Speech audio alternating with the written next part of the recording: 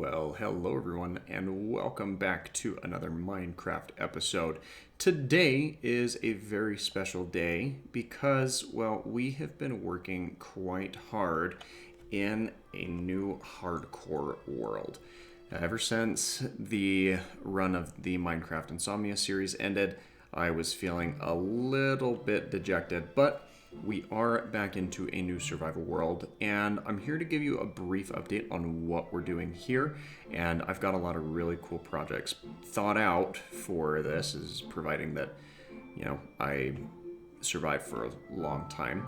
And that is the intention, as I have named this save file The Long Haul. Now, I've done a lot of work because a lot of the early game grindy stuff isn't very interesting to watch, but I wanted to give you a brief walk around as to where we're at, catch up to speed, and we will be doing more real-time things and time lapses, other stuff like that, going into future episodes of this series. So let's give you a quick walk around of where we're at. This is the build that I'm currently working on, and I will probably seek to do some more progress on it as we progress and maybe even finish out a lot of this work in more of a time-lapse format. But I was initially thinking of doing the walls out of terracotta until I learned that terracotta is very hard to come by. I guess I didn't learn that. I knew it for a while, but it would have been a royal pain to track down if we were going to use terracotta. So for the time being, we are going to be using our stripped wood. We've got stripped birch planks here, intermixing a couple of stripped oak logs every now and again, stripped spruce around the door frame, and probably around the windows that I'll put in, though I haven't really decided as to whether or not I'm going to implement that yet. And then over here, we've got our dark oak logs that are going to remain unstripped around the outside corners to add some variety and depth to this build. And while this is all under construction, we will be doing some, storing a lot of our stuff over here. I'm getting a little bit better about keeping my storage together. My inventory is still a little bit of a mess, but when it comes to storing things, I've got my dirt blocks in here, my cobblestone here, my andesite, granite, diorite, gravel, and then I've got a couple of empty ones, but then down closer to here where I've got my workbench set up, we've got our valuables chest, our mob drops chest, and yes, I am playing with the vanilla tweaks that allows me to acquire mob heads. The idea is, along with this, is to get a trophy room where I showcase one of every single mob head, which is going to be interesting because I plan on even doing the vanilla mine heads as well, or mob heads as well, where we will need to grab those from, charged creepers. So a drowned farm is definitely in the works, and that's going to be an adventure and a half. Then we've got our organics chest, our stone projects chest, and I've got my enchanting table put together here. Still need to make sure that I get enough books to actually get enough use out of it, as I have more than enough levels for it. And then we've got our woods chest here, and just kind of threw these clay balls in the chest, and there's a couple of unoccupied ones here in the middle. We've also got ourselves a map that we gained from some outside exploration. We've got our little farm area over here that you can see on the mini-map. Of course, we're here, and the home is actually just outside, or just in this upper corner and a little bit outside that area, which I don't mind too much. I'll eventually get another sign up here that showcases the 4 different areas, and we will be doing some very significant reverberations and work to this area as well. Now let's walk over this way. I've got a couple of farm designs that they're not automated, but they're good for early game stuff. So we've got our wheat farms set up here to help make sure that we keep our cattle up to stock in kind of this little star hexagon formation. Yeah, I probably could extend these out a little bit more, but I think these are kind of fun in their current iteration. And then we have another one for our potatoes over here in the same design. I haven't either made a lead because I don't have access to slime, or ran into the wandering trader yet to politely grab a lead off of him. We've got our sugarcane starting to grow around this little pond here, as I found that it grows a little bit better on sand, though it can grow on dirt as well, as long as it's near some blocks, and then we've got our set of furnaces, a furnace that we can lock for some of the dual smelting, such as cobblestone to stone and then stone to smooth stone for some of the work that we've done over here. And then we've got our smoker, of course, for cooking up our foods faster than what a furnace can do, the crafting table, and the stone cutter for those respective projects as well.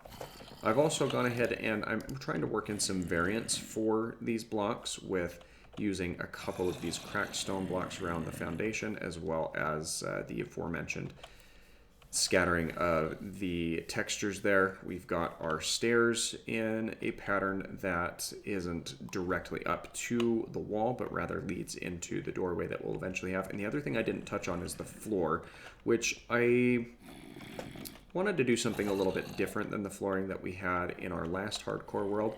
So we've got andesite mixed in a pattern. We've got our smooth stone in a very checkerboard-esque type pattern across the ground, and then we filled in everything else with some standard stone that we had smoothed back out from cobblestone using our furnaces over here. So that's quite fun. The only other thing that I've really done, apart from doing some exploration trying to find a mesa biome, is, of course, we have our mine area set up, and I wanted to keep that a little bit further out of the way. And this is a technique that I really like to use when it comes to acquiring resources from the mine efficiently. So let's go ahead and get our torches in here. I haven't lit up the mine area because I'm relying a lot more on these dynamic lights from Optifine, though I do plan on making sure that we get some lights put up in here. But for the time being, this is the farm, or this is the mine that we have, and I probably should look into lighting it up because it's becoming a, well, not so unintentional mob farm. It's a very blatant mob farm currently. And apparently these guys home in on each other when one of their comrades are in trouble in the hardcore world. But as you see here, my strategy for strip mining is pretty common, but if you haven't seen this technique before, you may want to just kind of give it some thought. Come on, let's get this guy out of the way as well. There we are. No one ever complained about gunpowder. So the way that I have this strip mine set up to work is, of course, I haven't mined out all of this side just yet, but I am mining in segments that skip every 2 blocks. And the reason that I do that is when you run into diamonds, or really any other veins of ores, you're going to have an easier time in finding them, because now you're seeing this side of the block, you're also seeing this side of the block. The only ones that you're missing out on are up here, and more often than not, when you find one piece of a vein, here, you'll be able to link into it, and then you can follow it around to where it needs to lead you. So let's just do a quick little showcase here. Of course, I'm going to cut out any of the uneventful mining that we have, but while we're down here, let's see if we can get a mob head out of this bat, maybe. And not so lucky, but we'll eventually get one, I'm sure.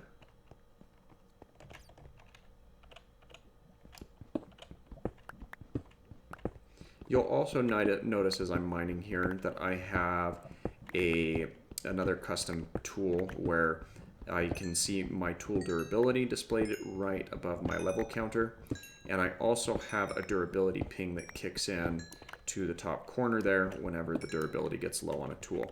Now, as it currently stands, I'm letting my iron tools run until they otherwise break, but when I eventually get enchantments on other tools of mine, I will certainly be a lot more scrutinous with it, and that will help me get down to kind of the bare minimum on what a tool can handle before we need to take it in for repairs or do some mob farming for mending effects. So just like this, when you see that you get into a vein of redstone, diamonds, whatever else it may be, you get a good glimpse of what the vein is and what it looks like, and you can then follow it around in order to gain and harvest the goods from it. So you're really not missing out on a whole lot. Now you could technically do the same with a 3-wide strip, but I feel that this is a little bit more efficient when it comes to getting the most out of your strip mine. So that was a pretty good little mining session there. Of course, I've been doing a lot, as you can tell from the chest and what I've got stored away in it. So we'll certainly continue to work on that as the series progresses. Eventually, I do plan on setting up an iron farm so I don't have to worry as much about going out and finding the resources for these things. But for the time being, we're pretty solid on our iron count, and we can continue to work more and more efficiently with that. Looks like it's about time for me to go harvest my sugar. So with that, I'm going to go ahead and leave it there, but we will check in again next week to give you another progress update and some more exciting activity from this series. So thanks again for watching, and I hope that you have an absolutely fantastic rest of your day. Bye-bye.